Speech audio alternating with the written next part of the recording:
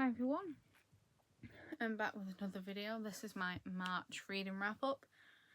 This is coming to you a little bit late because camera malfunctioned. I'd go into detail this in a book haul, which we'll see after. Welcome to the new angle. Yes. So, as per usual, books. Here we go. I've not counted. 1, 2, 5, 6, 7, 8, 10, 11, 13, 14, 15, 16, 17 books this month. Yeah, 17. Not too bad. So I'll just start. Said I would read a bit more non-fiction this month as I kind of fantasied and romanced myself out last month. So I started off strong with Diana, Her True Story in Her Own Words by Andrew Morton. So this is about Princess Diana. Oh, books are falling, that's great. We never do a video where books don't fall. So this was first published in June of 1992. And it forever changed the way the public viewed Diana, who was the Princess of Wales and the British monarchy.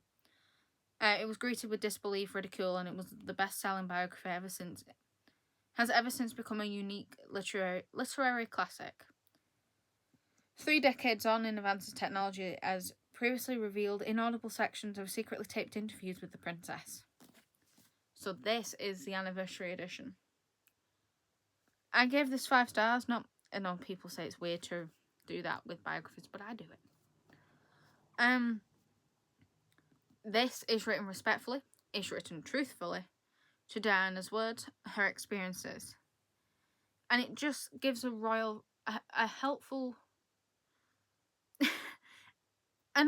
understanding to what the royal family is like behind closed doors.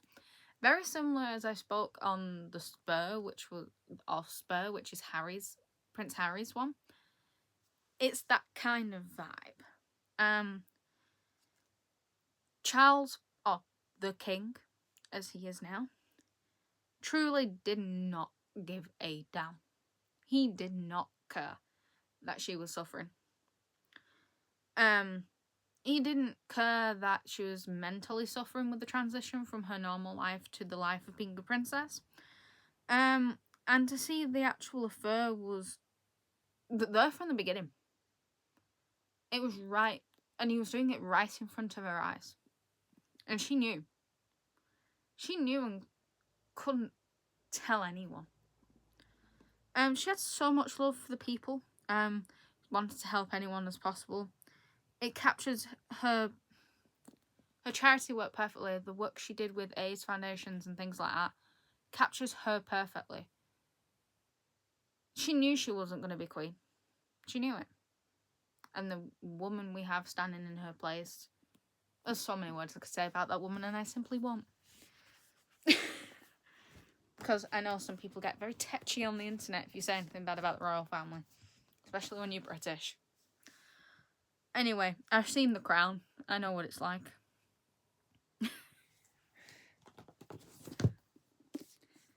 Speaking of biographies, here's another one. Tom Felton's Beyond the Wand, The Magic and Mayhem of Growing Up a Wizard. There stood 30 of us in line. One of the adults I would later find out was the director, Chris Columbus, went down the line asking each of us which part of the book we were most excited about to see on screen. I remember being underwhelmed by the question, as the responses came clear and certain. Hagrid, Fang, Quidditch. I remember standing there wondering if I could go home soon. It was only when it came to the turn of the next kid next to me that I realised I'd not only given the question zero thought, I'd absolutely no idea what anyone was talking about. I think that paragraph right there sums this book up. This was fantastic. He tells great stories about being on set, and his grandfather ended up being one of the professors, was really cool. It's like having a conversation with him. It's like sitting down, having a cup of tea, and just talking to him. You don't get that in books.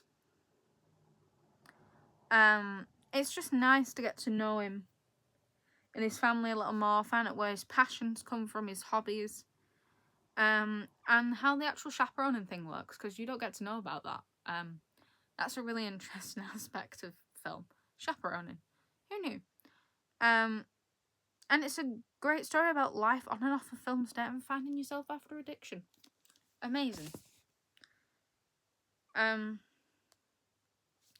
I finished my audiobook of Breaking Dawn, The Twilight Saga. This I gave 4 stars, and that has gone where I didn't want it to go. I think we all know what Twilight's about. Edward, Bella, Jacob, all that kind of malarkey. Everyone knows. I hope you do. If you don't, there's one of the Twilight actors right there. Yep, here he is. There's Arrow. Yes, I have Michael Sheen in my bedroom. That's a weird sentence to say, but I do. I have David Tennant, but the camera's there. David's behind. This was a fun read. Though Breaking Dawn starts out really slow. I hate the first movie. I never watched the first movie. When I'm rewatching it, it's really slow. The baby, Jacob, and the Volturi plotlines all pick up in the second half. Despite the character development for the majority of the characters, including new characters, I love Benjamin. I love Benjamin. Ben. He's cute in the film. Because it's Rami Malek. Not biased at all. Anyway, Bella and Edward just completely fell by the wayside for me. Don't like them. Personality, they're whiny, overprotective. They could have been great characters and they just suck ass. Sorry. Yellowface by R.F. Kuang. Yes, I finally read it. Everyone's been raving about this for years. This is one hell of a story. It's just not hers to tell. When a failed writer, June Hayward, witnessed her rival Athena Liu die in a freak accident, my ass, she sees her opportunity and takes it. So what if it means stealing Athena's final manuscript? So what if it means borrowing her identity? And so what if the first lie is only the beginning? I gave this 4 stars, well, 3.54-ish, kind of, you know what I mean. It's a great novel. It explores cultural... I can't stop looking at this cover and feeling like this cover's completely racist. It just... Really right in the pinnacle of the point of the book is the cover, innit? And the title. I will read you my review, but this. Anyway, it's a great novel. Explores cultural appropriation, white privilege, ethics of publishing industry, all of that good stuff. It does make great points on who should tell a story, but I disagree with it. I can feel people coming after me for this. I disagree with it.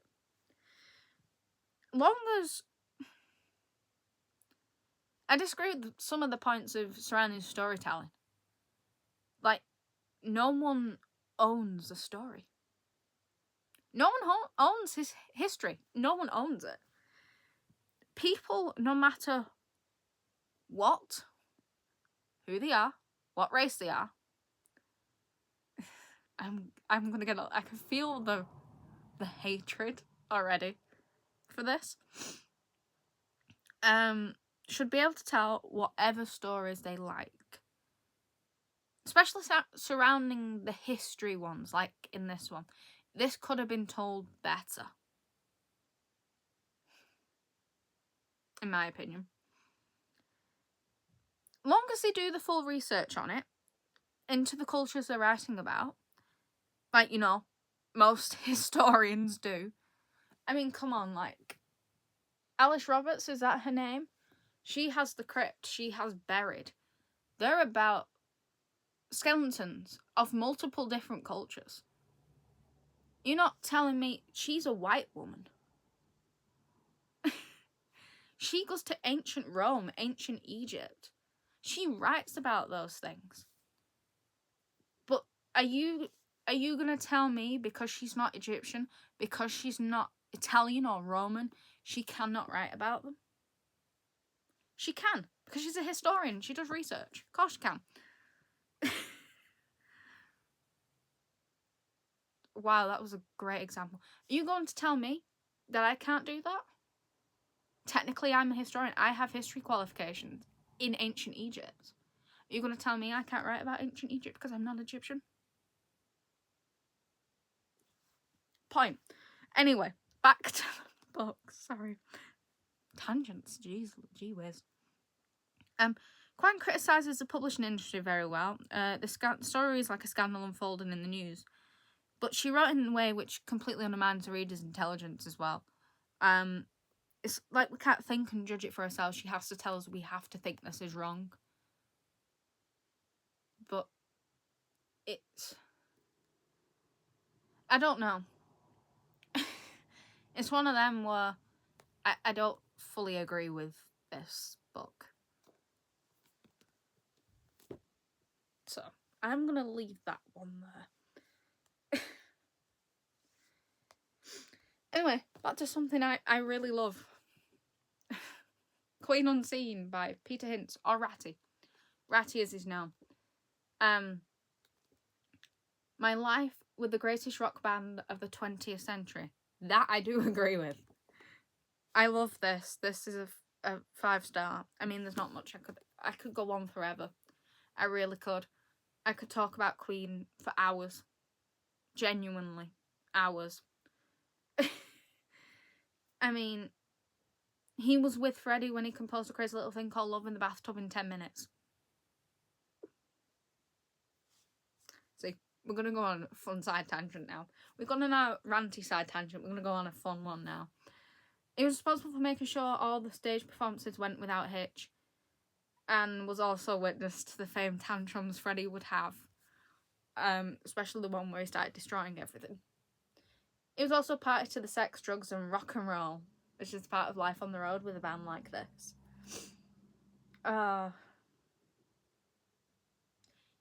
He was also originally the roadie to Mott the Hoople. Mott the Hoople wrote the songs, which a lot of Marauders fans will know, is called All the Young Dudes. There you go. He started at 18, which is why he's called Ratty, because he was a little thin stick thing. Little, and he would scurry around like a rat. That's why he's called Ratty. Anyway, my actual review was just... It's just insight to what life was like with Queen.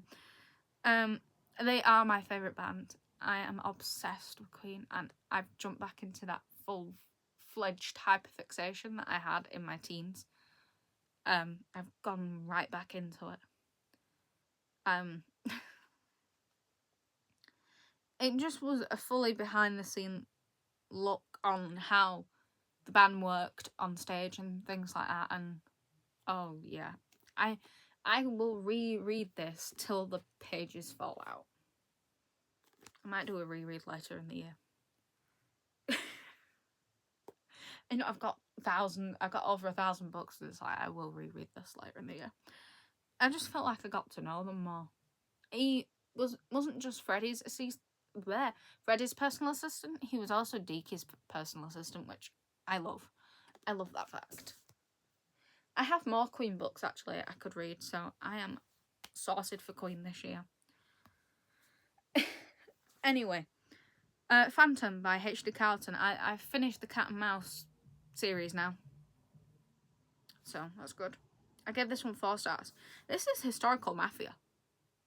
I watched The Godfather 1. Loved it. 2, not so much. Haven't touched 3. Don't really want to, but I may have to. Because I own it and I can't get rid of the DVDs like that. Anyway, it just had a historical mafia setting. The story was short. It's a short one. It's a novella. It takes you on a journey. The romance is full of angst. Ronaldo is a great mafia character. I like him. He's just a good mix of being obsessed with a woman and being caring. And Gigi, she's a great female character. She matches his energy perfectly. They were made for each other, but her husband was just in the way. Yeah, she's a married woman of the manor, and he's a stranger outside. It's stalking. Now, Ben Chronicles, anyone? I was supposed to read this, I think, for a readathon, and I didn't get to it. So it's not easy being Magnus Bane. As a warlock, he's often called upon to fix the problems of others. His life has been long, his loves have been many, and Magnus has a way of making sure he's in the right place at the right, or perhaps wrong time.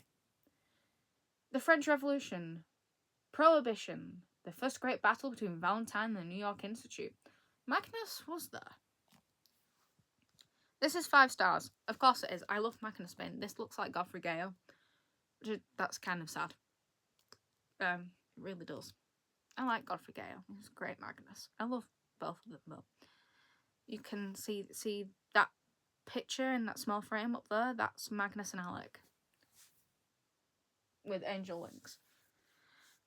This is a great short story collection. It was a great way to get to know him and some of the other side characters, especially the reason why he calls oh my god, what's his name? Ragnar Fell, Cabbage. He just calls him Cabbage. It's perfectly captured in every novella, but you get to see that distinct change from the carefree young warlock and then him becoming wise and mature and growing into his magic. Yeah, there's nothing more I can say about that. There is something, however, I can say about this. I have officially finished my journey with Wizard of Oz. The Road to Oz was my last straw. It's weird. It's weird. Polychrome, the epitome of anorexia. I don't even know his name. The Shaggy Man. Creepy ass stalker creep. I don't even know what I don't want to call him what I'm going to call him, but creepy. 2 stars. Repetitive. It starts exactly like the last 4. I've kept the last 4 because I enjoyed the last 4, but the rest is gone. I'm not even attempting the rest of the series. It's easy to tell that L. Frank Baum has just had enough. That's it. It's like, do I have to write more? Yes, you've got to write 14 of these. He dies before he writes the last one. And he's probably thinking, thank God for that. The new characters are awful. There's literally nothing that I can say about any of them. Yeah, I'm done. I'm so done. So done with the Wizard of Oz. Oh my god. It should have just stayed Wizard of Oz, Return to Oz. Cut. Done. Bob's your uncle, Fanny's your aunt. Finished. It's so weird. Anyway, Death on the Nile by Agatha Christie. I have now officially started reading these. I've only read 1, but we're getting there. I gave this 5 stars. It was a lovely change of pace. Do I have to read the synopsis for Death on the Nile, or do we all kind of know? Boat, Praro, Nile, death. That's the gist. Got it? Cruise ship. How can I say shit without spoiling it? He's a great detective. He can solve pretty much any crime. He's also actually a really good matchmaker for young couples. I mean, if he was real, God bless the man, he should find me a boyfriend. It's just full of twists, full of crossovers with characters from... Well, I said from the other books. I haven't read the other books. But I've watched the show. I've seen the movies. You know what I mean. Actually, this is way better in book form than it is in the film. The film kind of sucked. I will forever do the synopsis like this, and this for Agatha Christie. To try not to spoil it too much for you all.